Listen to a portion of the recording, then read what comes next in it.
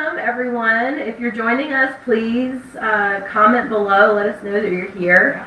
It always does our heart good to know that people are out there joining the screen.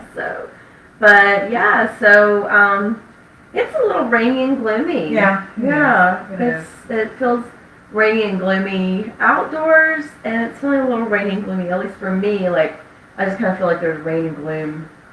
Hovering right now. So. And everyone I've talked to has felt that kind of heavy, yucky. We need some sunshine. We need some sunshine. Yeah. We do. Yeah. We need some. I think so many of us we just need a break from the constant stress of being in this experience right now, you know? So let's see here. It's like, okay, this is not cute anymore. What are we in? Sarah! Hey! We're in Sarah has joined us. So good to see you. So what are we in? What are we in? 5-6 months of this? COVID stuff? COVID. I was like, into what? Which one? 400, Gina. 400 years. Yeah. It feels it's been a while. Yeah, and I think we're still, like so many of us, we're still operating and that, at that level of heightened awareness. Oh yeah. I think we just hit month 6. Yeah. And I keep thinking it's gonna be over. It's gonna be over soon. Okay, all right, we're done. This is not fun anymore. So. One day, it'll be over. Okay. Yeah. So okay. So that brings us to our topic today. Actually, we've been talking about. Last time we talked about how in the world do we exist when everything is so heavy and crazy. Yeah. And and a lot of feedback that we've been getting from people is just really wondering, why don't I feel better? Yeah. Like I've been going to counseling, or I've been doing my work. Why don't I feel better? Why am I not healed? Why am I not better? Yeah. So that's such a good question. And when we talked about, talking about it, it's, you were saying you've been getting some calls. That's a very prevalent theme on the hotline for women, men who have been assaulted years ago, and they thought, I'd be better by now, like you said, I've done the work. And I just think that, one caveat we want to make is we're in the middle of a pandemic, we're in the middle of social unrest, and so I think everything feels harder and more heightened in this.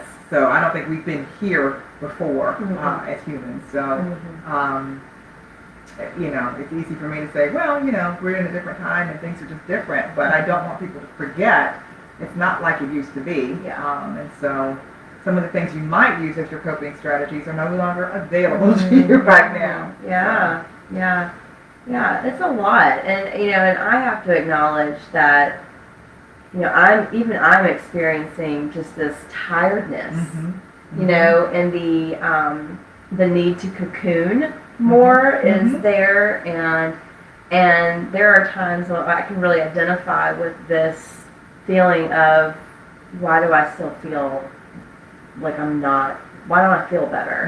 I'm doing even if I am doing all the things that I am supposed to be doing or have worked for me in the past. When we're sitting here with this layer of additional trauma that's a global trauma, it just feels different. Everything feels a little bit heavier, a little bit more difficult. And I think one of the things that I always like to remind people is that healing is not linear. There is no timeline. There's not there's no formula for it. We love as human beings and as humans experiencing the world in any way, we like things to be as neat and tidy as possible. If I do these things, then I will do this. How long is it going to be until I feel like this? How long is it going to be until I feel like this? How long is it going to be until I feel comfortable getting into another relationship? Or when am I going to be when am I going to be okay to start dating again? When am I going to be okay with my kids not being in my sight 24/7? And there is no answer. And that's hard. It's really hard. Well, I mean, especially like if you like planning. If you're a planner, you got my really pretty planner, and so you're going to need like maybe 7 planners to get to the end of this particular process. No, it needs to be done by December 31st And then like we were talking about last time, we're talking about showing up. Mm-hmm. And I think some of the expectations we put on ourselves are so different than we would put on another person. Mm-hmm. But at the same time, I think because we also talked about sitting with someone else's pain and discomfort. And if, someone else came to you and said, why don't I feel better? The loving, compassionate part of you would say, oh, but it takes time. Mm-hmm. And look how far you've come. Or, you know what, today just may be a bad day. But for ourselves, like you said, we've got a timeline in our mind. Mm-hmm. This happened, I've dealt with it now. But I think we also don't know enough just globally about brain trauma, mm-hmm. brain science. And like you said, that's just beautiful. The healing process is not linear. It would be nice if it was. Take it from the standpoint of physical healing.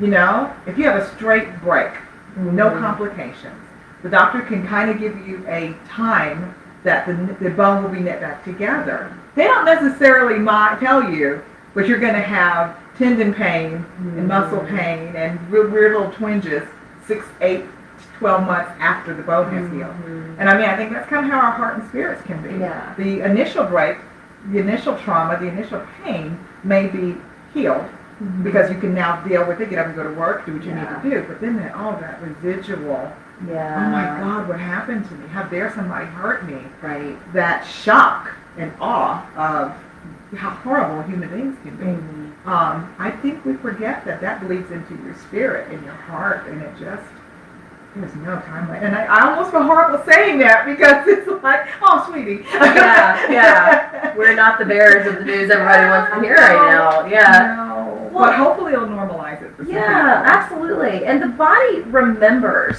Like, that's the thing. It's like, when we experience a trauma, it's not just the emotional impact, but the physical impact it has on our bodies. And that we start getting into the neurobiology of trauma. We start getting into somatic experiences and all that, which I find I love talking about that. And I think it's really fascinating. Yeah. But they're, in a nutshell, when we experience a trauma, our bodies will, especially if we tend to freeze, even if, there might be moments where we froze, and that trauma can get literally frozen into our system, frozen into our bones, frozen into our physical being. Well, that's really good. And so, one of the things that I have experienced working with survivors, especially through our,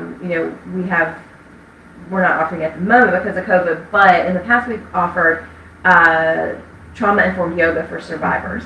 And what I love about that work is that it allows people the opportunity to really start reconnecting to their bodies. Mm-hmm. And I always let them know, like in this class, when you're moving your body, if you move your body in a way and something gets unfrozen or released, you might have all kinds of reactions. You may cry, you may laugh, you may feel anger, you may feel fear, all these things. But that stuff can become unleashed, untracked. Right. And then it releases, and that can be very confusing because, here you are, you're like, I'm, in my little yoga space, and I'm here just really just relaxing and enjoying this practice, and then all of a sudden, it's almost like the body can almost feel like it's been hijacked by this emotion and this feeling that comes up or this experience. And you may not have the language to describe it. Yeah. You may not even be like, no, I don't know where that comes from. Right. And a great example, I was practicing last night. I was on my yoga mat and I was doing some hamstring lengthening work. And I was just sitting there and I still cannot put into words what it felt like, but my body was just releasing this tension out of my hamstrings, and I even became to a point where it started to become too much, to where my body really needed to like close up a little bit. I was like, ooh, I can't open that right now. I can't do that. Yeah. And I don't know where that came from. Yeah. I don't know why that was. And I'm at a space in my practice where I don't really need to know. Right. I just know something's there and it'll open and it'll release as it's ready. Right. But I think that's the piece, is that we get so stuck on this timeline and like, when is it going to be better? Like you said, that control, and it makes sense. It's like I want to be back in control. Sure. but our healing process has a different. It has its own agenda, and we don't always know what that agenda is. Well, I think if we're honest, I mean, that's beautiful. I think you tell the truth. The truth is we want to control it. Mm-hmm. The truth is it hurts.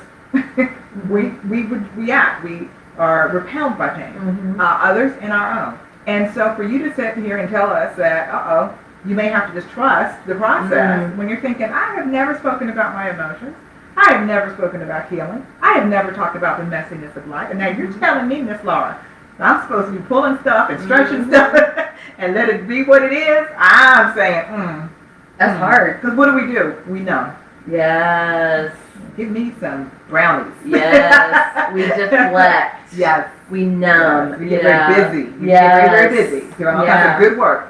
Yeah. And for me, it's food. I'm going to eat my emotions right on out of there. Yeah. But I think that if it's one of the things we want to do is kind of bring all that stuff up to the surface. You're fine. You're okay. Even if you don't feel it, you are okay, and you're moving ever forward. You're normal. It's normal. That's the thing. I mean, that's what I hear so much from people. Like, I'm not normal. Is this like I don't like I'm broken? That's I hear things like I'm broken, I'm damaged goods, and that they're like I'm not a person who calls people broken or damaged, right?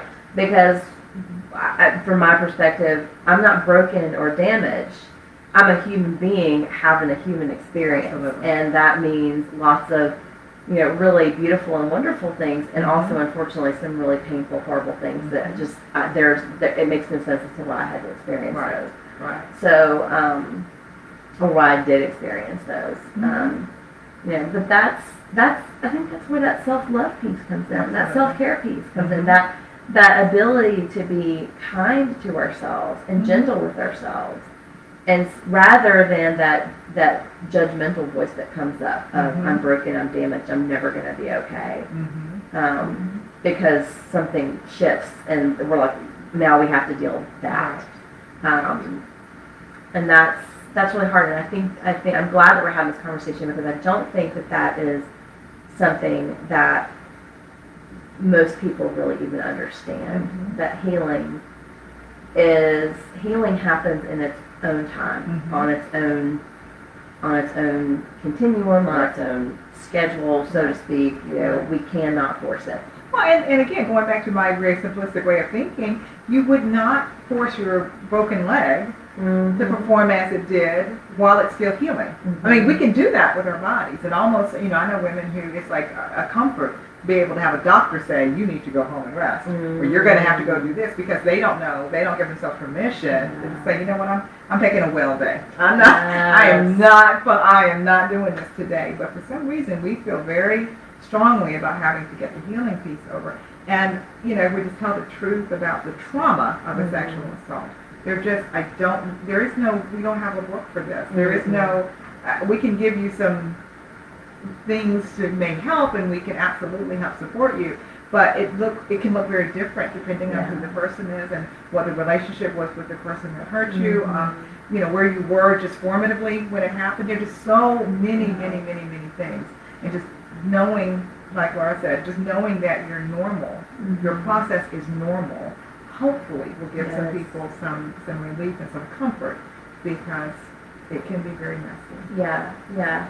And it, and messy is okay. I had a friend of mine years ago that, was going through something really, really intense in my life, and I remember calling her. Of course, I was like a hot mess, and I was like, I'm just not dealing with things very well. I'm just not. But she's like, oh, honey, you're managing. It's just not pretty. Yeah. Oh, yes, I love it. Okay, and I cannot tell you what an impact that had on me. She's amazing. Yeah, and so when she said that, I was like, oh yeah. Managing is not always pretty. Healing is not always pretty. Right. It actually is quite messy a lot of the times, and we think that we're not doing the work because we don't keep it together. Right. I'm like, oh my gosh, like I'm losing it. I'm like I'm crying all the time, or I need to just I don't feel like going out and doing all the things that I still want to go out and do, and that's okay. I feel like that's okay. Like sometimes It doesn't mean it doesn't mean it's going to be like that forever. Exactly. Say that. That's yeah, right. It doesn't mean That's it's going to be that forever. It just means right now you might need to cocoon a little bit. Exactly.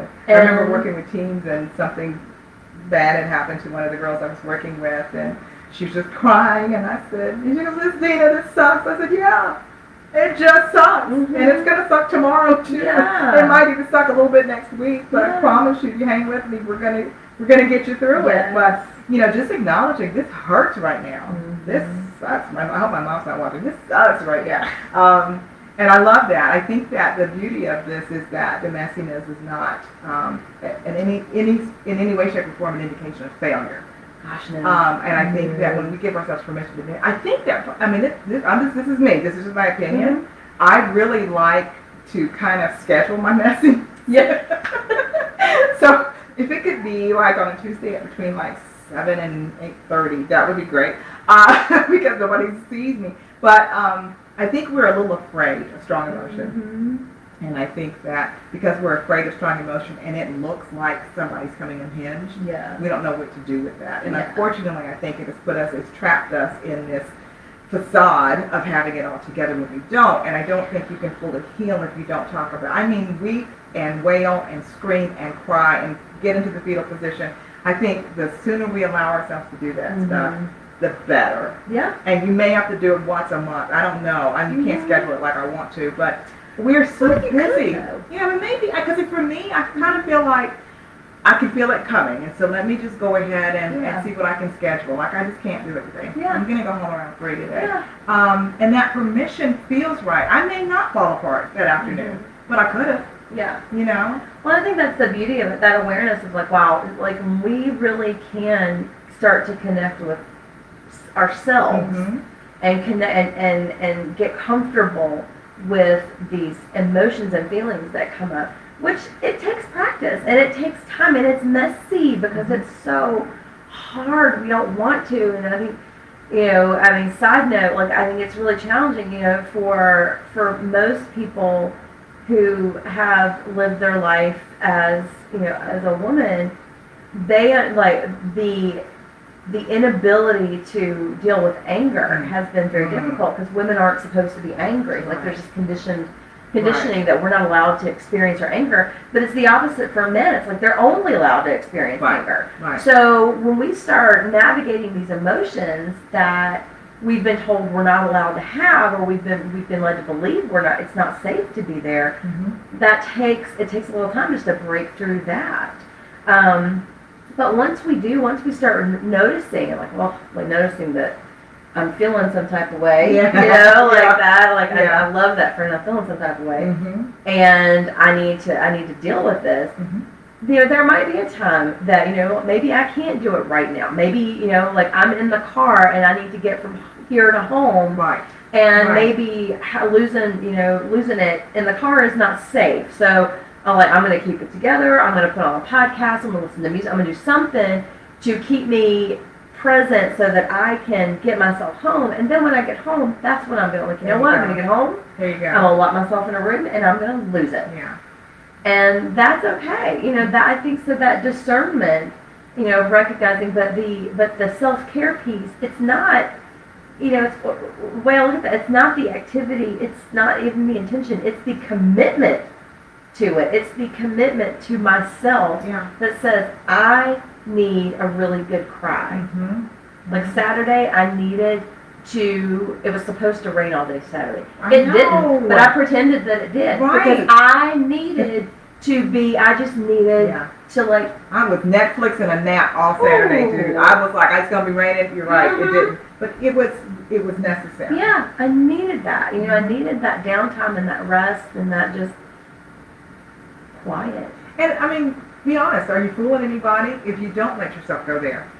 Are you really fooling anybody? Because I've worked with kids a long time before I came into this work, and they would talk about their moms not being present for them. Their dads were not there. They were busy doing good work, doing whatever, or getting high in the bathroom, I don't know. But they weren't there. It was like we weren't telling the truth about what it takes to be a full-grown woman. And so they were just kind of surface parenting. Sometimes you got to phone it in. But if you just kind of tell the truth without it I don't know how to explain this, but as a mom, one of my biggest, hardest things to do was to get my first divorce. I am not trying to get divorced again. Sorry, unless Idris is watching. But anyway, so I digress. But one of the hardest things I had to do was kind of face that oh, this is not good. My daughter deserves to know what a marriage looks like, because I'm phoning it in. We're just not even hardly talking, And I mean, that's kind of a little bit probably TMI for some people, but the reality was I could have phoned that marriage in for the rest of my existence. Yeah. But what does it look like to be vibrant and alive and present and fully here on this planet? My daughter deserved to see me as that woman. Mm-hmm. So leaving that kind of dull, kind of gray, sepia-toned marriage and stepping into a full color life was really important to me, and was really important for me to see her. And I think that if we tell ourselves the truth as moms, as sisters, as friends, as aunts, sometimes it's hard. But when you go take care of you show up for everybody. Yes. Else, say that but again. Authentically, not I'm baking cookies and I'm doing this and I'm doing that, but I don't know who I am. No, ma'am. Yeah. You get to be first. Mm-hmm. You get to be first. And so in the healing process, you get to be first. Yes. You have to be first. Yeah. Because I mean, so this girl right here, some of that stuff she's talking about with yoga and stuff, I'm like, that doesn't even sound attractive to me. I'm going to put my what where? No. But I got to say, it is really cool to be sitting with somebody so much younger than me who is so light years ahead of where other women your age are, because you've given yourself permission to be fully authentically yourself. So it's my honor to work with you. Oh, so, yeah, you get to. Tina. Yeah, it's just, now we gotta cry. Wow. But I'm telling you, I mean, you don't want to, look, guys, you don't want to get to 30, 40, 50, 60, 70, the grave, and you didn't do you. Yeah. You didn't do you right. So kind of this is what we're doing. We're unpacking our own stuff. We kind of have these conversations before we turn the camera on. But we're all about supporting you as a survivor, supporting you as a woman, supporting you as a human being on the planet. So exactly as you are. Yeah. And that's the beauty of it. I mean, that is, we all get to be exactly who we are. And I think our healing process would be, it could be so much more vibrant. I think that's a great word, that vibrancy. It could be so much more, it could be quicker. It could be more, it could potentially be quicker if we truly had the support around us to be exactly as we are. And that is why putting ourselves first and saying, this is what I need. And that may mean that, because I think one of the other fears that a lot of folks bring, especially after a sexual assault, whether it's been years or days or months or weeks, is the fear of how this will impact their relationships. And how is this going to impact my current relationships, how is it going to impact my future relationships. And again, that feeling of brokenness or damage comes into play, that because we've become very attached to the person that we used to be before it happened. This changes us. It changes who we are. And that doesn't have to mean that's a bad thing. Because who we are is not bad. Period. I mean, it's just who we are, whether it's before, it's who we were before the assault or after the assault. It's, that means we're all still good. You're still good. But society and the world, through years of this conditioning and the messaging that we get about sexual violence, rape, sexual abuse, is that, especially with all of these so-called safety tips out there for mostly women, it puts this responsibility on us. And if I was sexually assaulted, then I must have done something to deserve it. I must have done something to make it happen. And so we internalize it and so that's one of the first steps is really putting that responsibility where it belongs, which is on the perpetrator, on the offender, on the person, on the rapist. Period. End of story. And and letting them have that responsibility, releasing them to their own responsibility, and focusing on ourselves and learning to navigate that and recognize that I did not deserve this. Nothing I did caused this to happen. That's right. You know, I was, it's like, I can't tell you how many times I was just trying to be a good friend. I was just trying to be a good person. I was just trying to help them out. Oh my goodness. Yeah. Because that's who you are. Yeah. And that doesn't, that, because of what, what they did, that doesn't mean that you're not a good person. Right. You know? Right. And so. And the cliche, but it's true, you're not what happened to you. Yeah. That, when I talk to people, and I mean, even before I came to SARA, they feel like everybody can see it. Like I'm dirty, or like you said, I'm dumb. Why did I do that? I'm so naive. You know what happened to you? Mm-hmm. Everything you said, I'm not even going to rewrite it. You said it. It's perfect. That's part of it too. Mm-hmm. I mean, it's don't let them win. I mean, that's kind of, I'm a fighter, so it's like in me, it's not. They don't define who you are. Nobody defines who you are. That's not okay with me. No, it's not okay. No. And I have to kind of rein that in when I'm talking to a survivor, because I'm like, it's not there yet. Okay. Yeah. Let me honor you. And that's something else I wanted to say right here is that, when you come for services, you get to control the pace. Yes. That the healing goes. And your experience, some people are afraid of counseling because they're like, oh God, you're going to open it up and I'm not going to be able to get it all back together. That's not what we do. That's not what we do at all. You are able to take this at your pace. You are honored, supported, and loved right through it, however it looks for you. And I think a lot of us, if we tell the truth, we've been through some hard stuff, and it doesn't leak out all the time everywhere. Yeah. It's we get up, go to work, do what we have to do. But I think it's really interesting to think about what if I could sort of schedule when I needed to let it out. Yeah. And you're not going to fall apart. No. You're not going to fall apart. And then there are things when you really can't schedule it because we experience triggers. Things happen. It's unexpected. It's like, oh my gosh, where did that come from? Yeah. And I think that's another piece of it is recognizing that, I can't promise that nobody can promise any of us that we're not going to be triggered.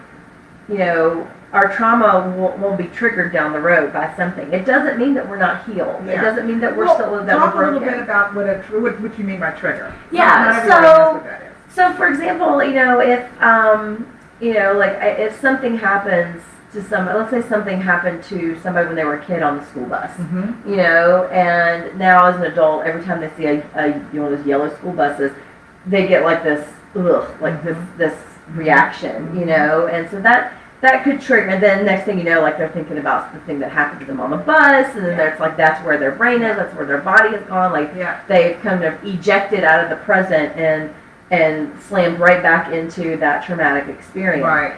And our triggers can be set off by familiar sounds, smells, tastes, like things colors. Somebody who looks like somebody, it can be triggered. We can experience a trigger. And the thing is that, these triggers are opportunities for us to address what's coming up. Yeah. And it's this opportunity to kind of, okay, this is what's coming up for me. It's an opportunity to kind of address that. And that's what we're here to help people do, to support people through their triggers.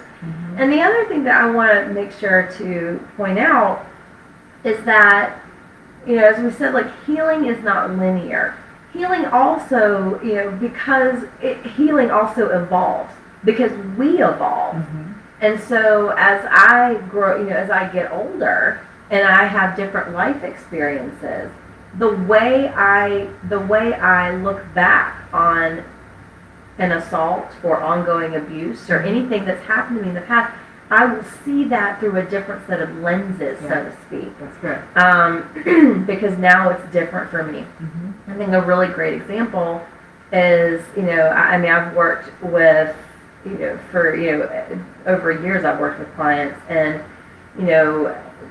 somebody may have, it's like they're good, they're functioning, everything's all right, they've done a lot of work and they're moving forward in their life, and then they start dating again.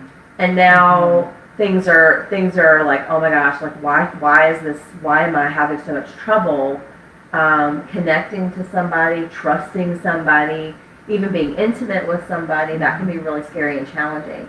And so next thing you know, like they're calling me or they're calling us and they're back in the office and they're just like, why am I not better? Why, like, I'm supposed to be better. Right. The thing is it's not that you're not better. It's that you are now you're now looking at things through a different set of lenses. Right. And so it might require a little more support, and that's okay. Right. And the same thing like when people have children, Yeah. when people move, when people, when we buy houses, like, I mean, all kinds of things can come up. Yeah.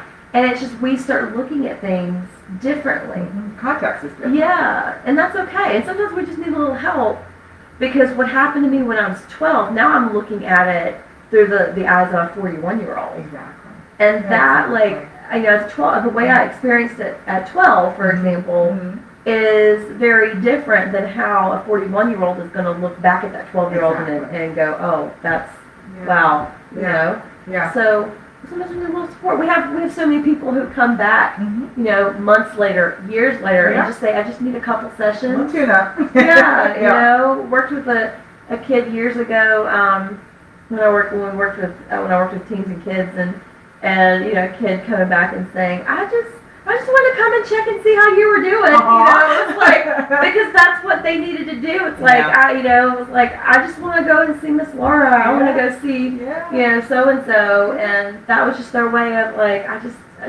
want to, kind of checking in. and that's okay. That's okay. It doesn't mean we're broken. Exactly. It doesn't mean that we're damaged goods. It doesn't mean that we're not healing. Right. Healing is ongoing. Absolutely. In everything. In everything. So give yourself permission to take your time with And it. be gentle with yourself. We're so hard on ourselves and each other. And if you need somebody to help you be gentle, you call us. That's right. We got And you. we will be gentle with you. Yeah. 'cause We got you. And if you want a brownie too, I am your girl. I got you. We can eat you. we got brownies? No. You're talking about brownies, Dina. I'm like, girl has not had lunch yet. She's hungry. Yeah, we can get some. Yeah. Anyway, so. Well, I think this is this is a good topic. Yeah. We've done 3 hard ones in a row. We have. We might be ready for some comic relief in a couple of weeks. I know. Yeah. What kind of comic relief can we have on a real topic? Real talk, right? Well, real talk for sure. All right. Well, I think that wraps it up. I think so too, Yeah. guys. Thank you all so much. We're so glad that y'all could join us, and keep us posted. Let us know what you want to hear. Let us know how this has been helpful for you, and don't hesitate to reach out. Message us on Facebook, Instagram, all of the socials. At Sarah Roanoke. So you can at us. Isn't that what they say now? At us at Sarah Roanoke. I'm still using the phone. All right. Well, we'll keep y'all posted about our next one. That'll come up. We're doing these every other week, so we'll let you know what that date is as soon as we get it on our calendars. And I think that's it. I think that's it, guys. Yeah. Take care. Have a wonderful day. We'll talk to y'all later.